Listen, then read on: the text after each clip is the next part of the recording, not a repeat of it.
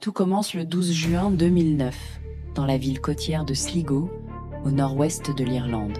C'est un jour gris et venteux. Un homme descend d'un bus en provenance de Derry. Il est d'apparence soignée, d'un âge indéterminé, entre 50 et 60 ans, avec des cheveux gris coupés courts et une veste sombre impeccable. Il tient à la main une petite valise violette. Dès son arrivée, quelque chose ne colle pas. Il ne ressemble pas aux touristes qui viennent admirer les falaises. Il a l'air d'un homme qui fuit ou qui attend une fin imminente. Il se rend à l'hôtel Sligo City. À la réception, il remplit le registre. Il écrit un nom, Peter Bergman. Il donne une adresse à Vienne, en Autriche.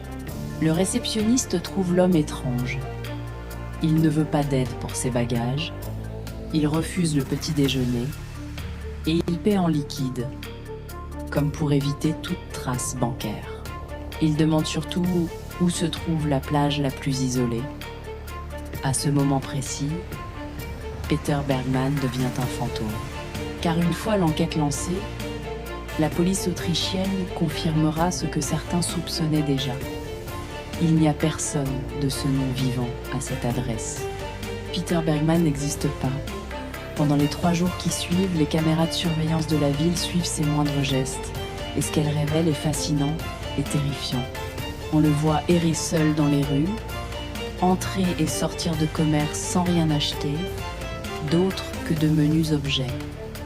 Des enveloppes, des timbres, du savon, des stylos effaçables et une paire de chaussures de sport bon marché. Il ne visite aucun monument. Il ne lit jamais de journal. Il marche comme un automate, obsédé par une mission invisible. C'est dans les toilettes publiques du centre-ville que se déroule le véritable mystère. Il y passe de longs moments. Lorsque les nettoyeurs vident les poubelles ensuite, ils font une découverte macabre. Les vêtements de Peter Bergman. Chaque jour, il jette un vêtement. Son pantalon, sa chemise, son manteau.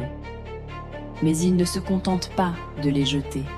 Avec une précision chirurgicale, il a découpé toutes les étiquettes, toutes les marques de fabrication. Il a même retiré les étiquettes de lavage. Il détruit méthodiquement son identité, morceau par morceau, se délestant de son passé pour ne plus rester qu'une coquille vide. Le 13 juin, les dernières images de Peter Bergman le montrent marchant vers la plage de Rosses Point. Il porte maintenant un costume de bain, une serviette sur l'épaule et il tient toujours sa valise violette. Il s'assied sur les dunes face à l'océan Atlantique.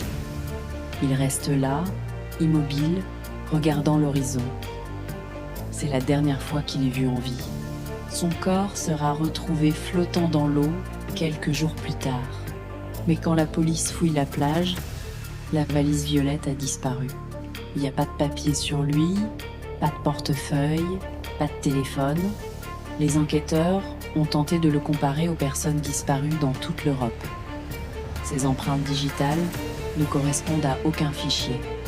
Son ADN ne donne rien. Qui était cet homme? Pourquoi avoir traversé l'Europe pour venir mourir sur cette plage irlandaise spécifique? Et qu'y avait-il dans cette valise violette qu'il a fallu faire disparaître? Peter Bergman a traversé la frontière de la vie comme il a traversé celle de la douane. Sans nom, sans visage et sans laisser la moindre trace de son passage. Il reste aujourd'hui l'un des plus grands mystères non résolus d'Irlande. Un homme qui a effacé son existence de ses propres mains. Merci d'avoir écouté cette histoire.